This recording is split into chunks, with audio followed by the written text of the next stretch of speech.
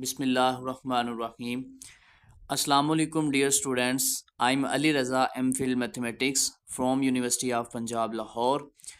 Welcome to my YouTube channel maths world. उम्मीद है कि आप सब खैरियत से होंगे।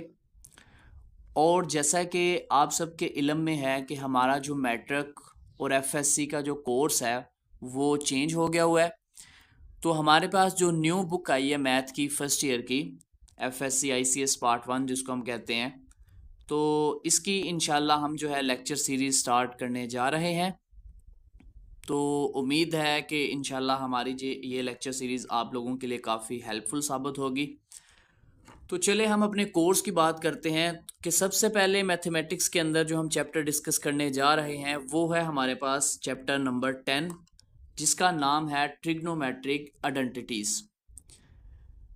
इसके अंदर हमारा जो एक्सरसाइज 10.1 है उसमें बेसिक कॉन्सेप्ट जो हमारा यूज़ होता है वो हम अलाइड एंगल का कॉन्सेप्ट यूज़ करते हैं, जो कि बड़ा इम्पोर्टेंट कॉन्सेप्ट है।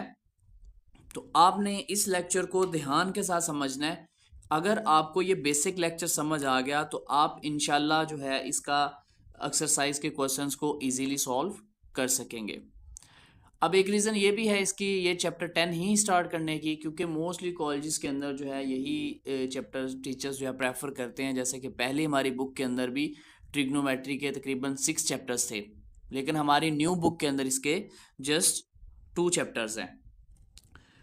तो इसलिए हमने सोचा कि चलो पहले, क्योंकि पुराने कोर्स में भी ये था सिलेबस, तो इसलिए हमने इस चैप्टर को पहले डिस्कस करेंगे। इसके बाद इंशाल्लाह 1 बाय 1 तमाम चैप्टर्स को 1 बाय 1 हम डिस्कस करेंगे। तो चले हम अपने कॉन्सेप्ट की तरफ चलते हैं। आज हमारा बेसिक कॉन्सेप्ट है अलाइड एंगल्स।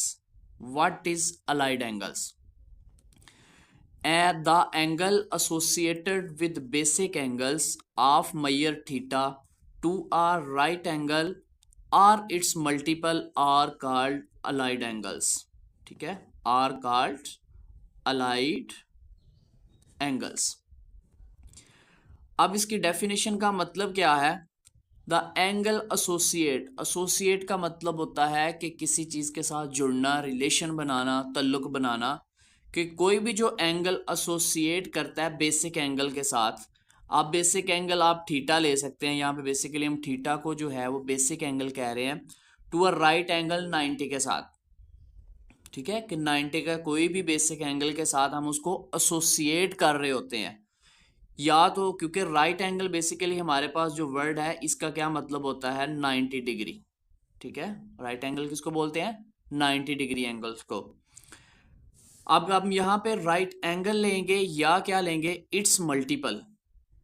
कि या तो हम राइट एंगल आ रहा होगा अलाइड एंगल की जो पहचान है, या फिर उसका मल्टीपल आ रहा होगा। मल्टीपल आने का मतलब है कि 90 के टेबल में आ रहे होंगे एंगल, सारे 90 के साथ डिवाइड हो रहे होंगे, इस तरह भी आप कह सकते हैं। तो the angles of measure 90 plus minus theta, यानी कि आपके पास जो अलाइड एंगल्स आएंगे वो इस शेप में आएंगे: 90 plus minus theta, 180 plus minus theta, 270 plus minus theta, 360 plus minus theta. कि आप जो है उन एंगल्स को इस तरह पहचान सकते हैं कि ये आपका अलाइड एंगल है या नहीं है। अब देखो इसके अंदर जितने भी एंगल आ रहे हैं, ये 90 है और ये किसी बेसिक एंगल के साथ एसोसिएट कर रहे हैं। ये प्लस भी आ सकता है, माइनस भी आ सकता है। अब ये देखो 180 है। अब जो आपके पास 180 है, हमने कहा था या तो राइट एंगल यानी कि 90 एंगल आएगा या उसका मल्टीपल। अब ये 180 है तो आप 180 को ऐसे लिख सकते हैं ना, 2 मल्टीप्लाई 90 प्लस माइनस थीटा। तो ये देखिए हमने क्या बना दिया? मल्टीपल बना दिया किसका? 90 का। ये वाली बात हमने जो बोला था कि it's multiple are called allied angles, कि राइट एंगल या इसका मल्टीपल। तो अगर हमारे पास राइट एंगल से बड़ा कोई एंगल आ रहा है तो हम उसको 90 का मल्टीपल बना लेंगे, जिस तरह हमने ये 180 को बनाया 2 मल्टीपल 90। ठीक है, 92 से दोबारा क्या हो जाएगा? 180। इसी तरह हमारे पास 270 है। 270 को आप लिख सकते हैं 3 मल्टीप्लाई 90 प्लस माइनस थीटा। तो यहाँ पे 90 का मल्टीपल क्या आ रहा है? 3 आ रहा है। तो 93 का क्या होता है? 270 ही होता है। तो इस तरह जो है हम अपने अलाइड एंगल की पहचान करेंगे। ठीक है, उम्मीद है कि आपको ये बात समझ आ रही होगी।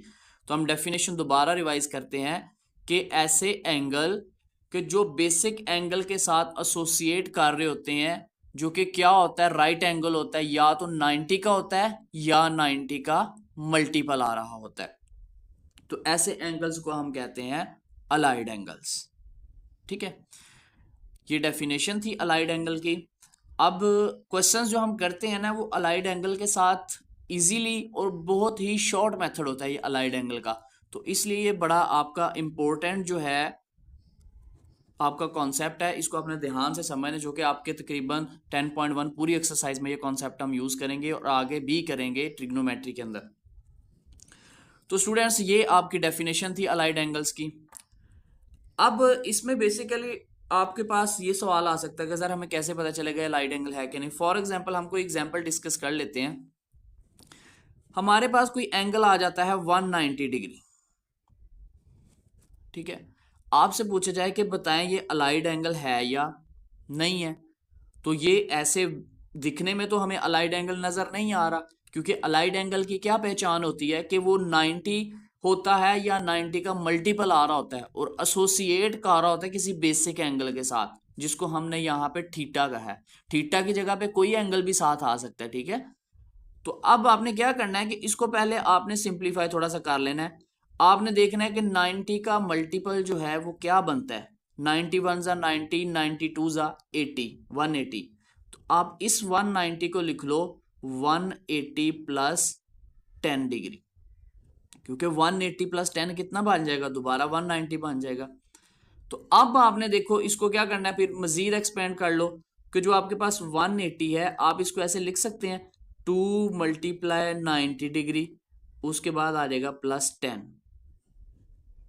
तो यहां इसको देखने से हमें नहीं पता चल रहा था ये अलाइड एंगल है कि नहीं, लेकिन जब हमने देखो इसको थोड़ा सा सिंप्लीफाई किया, यहाँ पे ये हमारा बेसिक एंगल हो गया और ये 180 को हमने 90 का मल्टीपल बना लिया।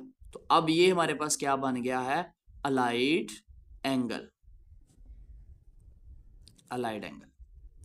ठीक है स्टूडेंट्स, अब उसके बाद अलाइड एंगल्स के अंदर हम रेशोस, जो ट्रिग्नोमेट्रिक रेशोस होती हैं, जिनको हम साइन, टेन, सीकेंड बोलते हैं, ये को रेशो में बदलती है और को रेशो जो है वो रेशो में बदलती है।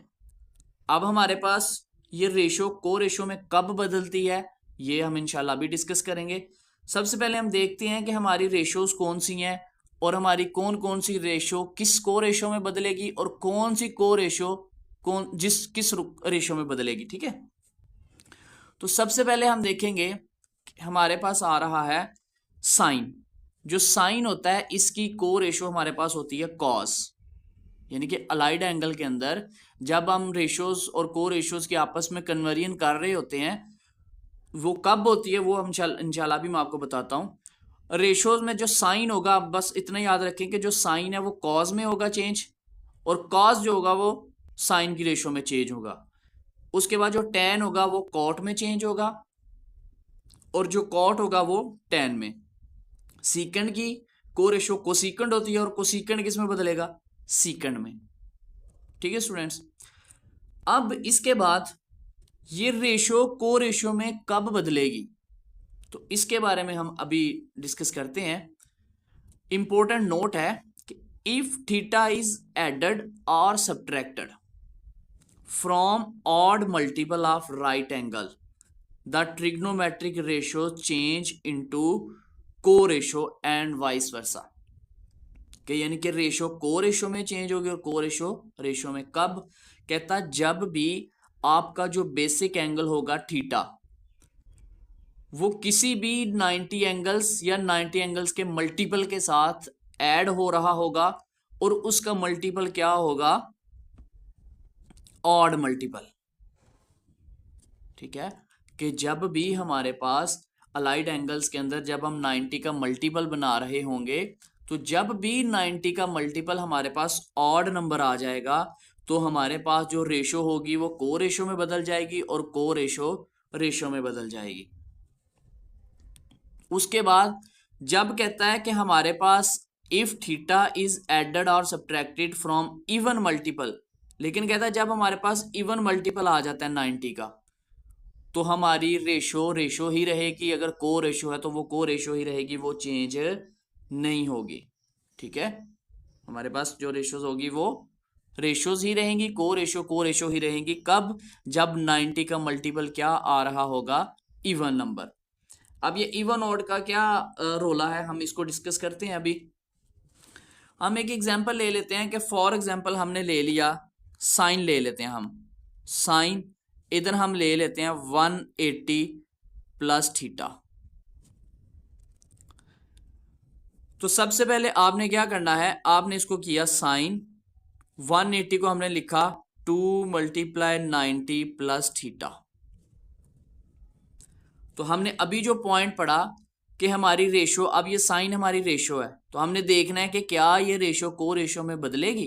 तो आपने चेक करना है कि ये जो आपके पास 90 डिग्री आ रहा है इसके साथ मल्टीपल कौन सा आ रहा है, जो ये नंबर मल्टीप्लाई हो रहा होगा। अगर तो ये नंबर होगा ऑड नंबर तो तब हमारी इधर जो भी रेशो आएगी वो को रेशो में बदलेगी, अगर को रेशो आएगी तो वो रेशो में बदलेगी। और अगर इस 90 का नंबर होगा इवन, इवन नंबर मतलब 2 4 जो 2 के साथ मल्टीपल हो रहे होते हैं, डिवाइड हो रहे होते हैं, तो तब हमारे पास जो भी इधर रेशो होगी वो रेशो ही रहेगी, अगर को रेशो है तो को रेशो ही रहेगी, उसमें चेंजिंग नहीं होगी। ठीक है, जब इवन मल्टीपल आ जाए तो नो चेंज, ऑड मल्टीपल आ जाए तो चेंज हो जाएगा। अब यहां पे देखें 90 के साथ हमारे पास क्या आ रहा है? 2, 2 एक इवन नंबर है तो इसलिए हमारा जो साइन है इसमें चेंज नहीं होगी, साइन वैसे ही रहेगा और साथ हमारे पास ये बेसिक एंगल आ जाता है ये। ठीक है स्टूडेंट्स, इसी तरह एक एग्जांपल और देखते हैं, हम साइन को ही ले लेते हैं। साइन इधर हम लिख लेते हैं 270 प्लस थीटा। अब आप इसको लिखो साइन 270 को आप लिख लो 3 मल्टीप्लाई 90 प्लस थीटा। ठीक है, 90 का मल्टीपल बनाना था ना। अब यहां पे 90 का मल्टीपल क्या आ रहा है? 3। 3 क्या है? एक ऑड नंबर है। तो अब क्या होगा हमारी रेशो को रेशो में, साइन एक रेशो है तो किस में बदलेगी? को रेशो में। क्यों? क्योंकि अब 90 का मल्टीपल आ रहा है ऑड नंबर, तो ये साइन किस में बदलता है? हमने अभी पढ़ा कि साइन कोस में बदलता है, तो देन हमारा ये साइन बदल जाएगा कोस और साथ ही आ जाएगा थीटा। ठीक है स्टूडेंट्स, अब उसके बाद हमने इसका कोऑर्डिनेट भी चेक करना होता है, तो हम कोऑर्डिनेट को पहले डिस्कस करते हैं कि कोऑर्डिनेट क्या होता है। सबसे पहले हमारे पास जो कोऑर्डिनेट के अंदर बात करें हम, ये हमारे पास फर्स्ट कोऑर्डिनेट होता है, ये हमारे पास सेकंड कोऑर्डिनेट, ये थर्ड होता है और ये फोर्थ कोऑर्डिनेट होता है। अब फर्स्ट कोऑर्डिनेट के अंदर हमारे पास तमाम ट्रिग्नोमेट्रिक रेशियोज क्या होती हैं? पॉजिटिव होती हैं। सेकंड कोऑर्डिनेट के अंदर हमारे पास साइन और इसका जो रेसिप्रोकल होता है कोसेकेंट, ये दोनों पॉजिटिव होते हैं, बाकी सारे नेगेटिव होते हैं। थर्ड के अंदर हमारे पास tan और इसका रेसिप्रोकल कॉट, ये दोनों पॉजिटिव होते हैं और बाकी तमाम ट्रिग्नोमेट्रिक रेशियो नेगेटिव होती हैं। फोर्थ के अंदर हमारे पास कॉज और सीकेंट, ये दोनों पॉजिटिव होते हैं और बाकी सारे नेगेटिव। अब चूंकि हमने अभी एक क्वेश्चन किया कि जिसमें हमारे पास क्या आ रहा था, हमारे पास आ रहा था कि साइन है, इसको हमने अलाइड एंगल के कॉन्सेप्ट से सॉल्व किया। हमने देखा 270 का मल्टीपल बन रहा था 3 चूंकि 90 का एक ऑड मल्टीपल है तो इसलिए साइन हमारी रेशो किस में बदल गई? को रेशो में। साइन बन गया कॉस, साथ ही थीटा आ गया। फिर हमने ये देखना होता है कि क्या ये जो हमारे पास आई है को रेशो या रेशो जो भी आ रही है ये पॉजिटिव आएगी या नेगेटिव आएगी। ठीक है, क्या आएगी? पॉजिटिव या नेगेटिव। तो वो हमने चेक करना है इस मल्टीपल से। ये क्या आ रहा है? 90 का मल्टीपल आ रहा है। ठीक है, तो आप अगर इसको देखें,